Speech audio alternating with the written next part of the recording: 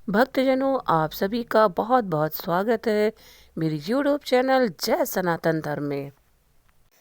भक्तजनों, साल 2026 में 24 फरवरी दिन मंगलवार को होला अष्टक का आरंभ हो रहा है।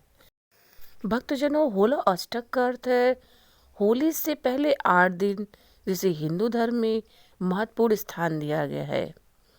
इस अवधि के दौरान कोई भी शुभ काम करना वर्जित माना जाता है। वहीं होलिका दहन के बाद से शुभ और मांगलिक कार्य दोबारा शुरू हो जाते हैं। फाल्गुन मास के शुक्ल पक्ष की अष्टमी तिथि से होला अष्टक शुरू होता है और इसका समापन फाल्गुन मास की पूर्णिमा तिथि पर होता है। भक्तजनों, इस अवधि को अशुभ मानने के पीछे एक कथा छुपी हुई है और साथ ही होली से पहले के 8 दिनों में कुछ कार्य करने शुभ भी नहीं माने जाते हैं। तो भक्तजनों, आइए जानते हैं विस्तार से कि होला अष्टक में क्या करना चाहिए और क्या नहीं करना चाहिए। साथ ही इसे शुभ मानने का कारण भी जानते हैं। तो भक्तजनों, सबसे पहले जानते हैं कि होला अष्टक की अवधि के दौरान हमें क्या क्या नहीं करना चाहिए। भक्तजनों, ऐसी मान्यता है कि होला अष्टक के दौरान भूल कर भी सगाई, नामकरण, विवाह, मुंडन आदि 16 संस्कार नहीं करने चाहिए, क्योंकि इस दौरान किसी भी प्रकार के शुभ कार्यों की मनाही होती है। होला अष्टक की इन 8 अवधि के दौरान कोई भी नया वाहन, प्रॉपर्टी, मकान आदि खरीदने से बचें, क्योंकि होला अष्टक के दौरान ग्रह उग्र रहते हैं। ऐसे में इस दौरान नया बिजनेस भी नहीं शुरू करना चाहिए। ऐसा करने से ग्रहों की उग्रता का प्रभाव आपके काम पर पड़ सकता है। भक्तजनों, अगर आप गृह निर्माण करवाने का विचार कर रहे हैं तो होलिका दहन तक ऐसा बिल्कुल भी ना करें। मान्यता है कि होला अष्टक के दौरान नए मकान का निर्माण और गृह प्रवेश करना नहीं चाहिए। ज्योतिषों का मानना है कि होला अष्टक के दौरान नौकरी बदलने से भी बचना चाहिए। कहीं नई जगह होला अष्टक से पहले या बाद में जाना भी नहीं चाहिए। लेकिन अगर नौकरी बदलना आवश्यक हो तो अपनी कुंडली किसी कुशल ज्योतिष को दिखाकर उनकी सलाह लेकर ही जाएं। भक्तजनों, आपको ये भी बता दें कि होला अष्टक के दौरान हवन और यज्ञ जैसे कार्य करना या करवाना भी वर्जित माना गया है। ऐसा करने से प्रतिकूल प्रभावों का सामना करना पड़ सकता है। आपको बता दें कि होला अष्टक को अशुभ क्यों मानते हैं। इसके पीछे एक कथा छुपी हुई है। भक्तजनों, ऐसी मान्यता है कि प्राचीन काल में भगवान शिव ने क्रोधवश कामदेव को भस्म कर दिया था। इसके चलते पूरी सृष्टि का संतुलन ही बिगड़ गया।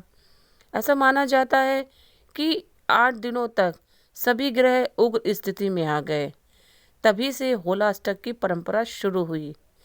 इस तिथि के दौरान शुभ और मांगलिक कार्य करने से उग्र ग्रह को प्रतिकूल प्रभाव पड़ता है। एक और मान्यता के अनुसार भक्तजनों, होला अष्टक का संबंध भक्त प्रहलाद और हिरण्यकश्यप से जुड़ा हुआ है।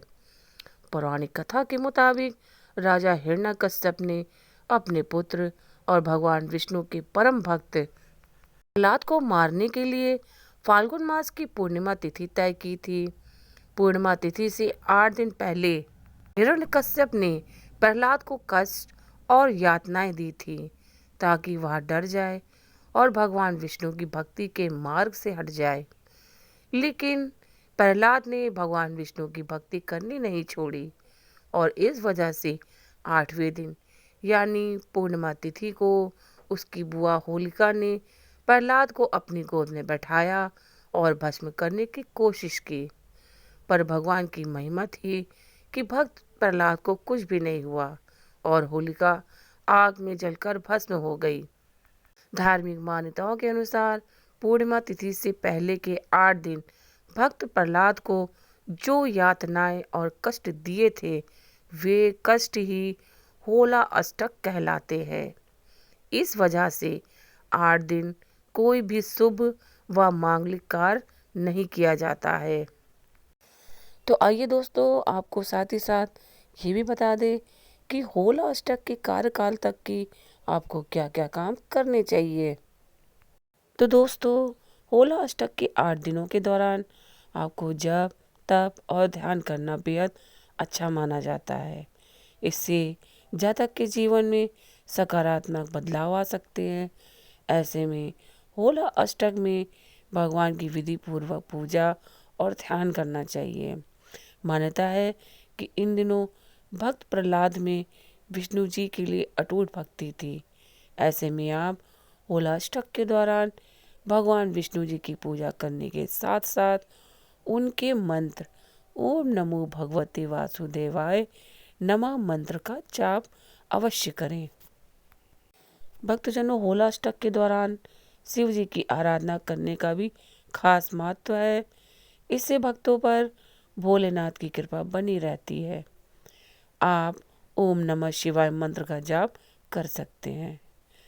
इन 8 दिनों में उग्र ग्रहों की शांति के लिए ज्योतिषी की सलाह लेकर उपाय कर सकते हैं। इससे जीवन में नकारात्मकता दूर होती है। तो भक्तजनों, होला अष्टक से जुड़ी ये खास जानकारी अगर आपको पसंद आई हो तो ज़्यादा से ज़्यादा लोगों में शेयर करें और सनातन धर्म से जुड़ी सही और सटीक जानकारी के लिए मेरे YouTube चैनल जय सनातन धर्म को अवश्य सब्सक्राइब करें। जय श्री लक्ष्मी नारायण, जय सनातन धर्म।